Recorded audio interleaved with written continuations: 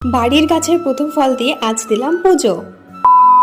তো good morning everyone, কেমন আছো সবাই? ঘুম থেকে উঠে তুড়ি মেরে বিছানাটাকে গুছিয়ে চলে গেলাম নিচে ব্রাশ করে ফ্রেশ হতে। দেন একেবারে খেয়েও নিয়েছিলাম, কারণ আমি ঘুম থেকে উঠেছি 9:30টার সময়।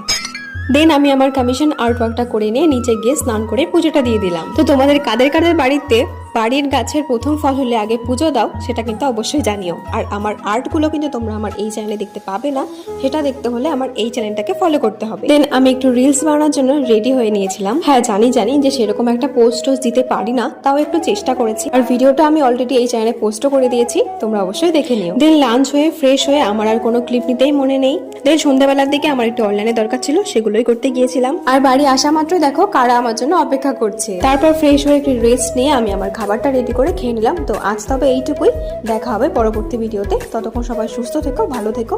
আর আমার আজকের ভিডিওটা তোমাদের কেমন লাগলো সেটাও জানিও। টাটা।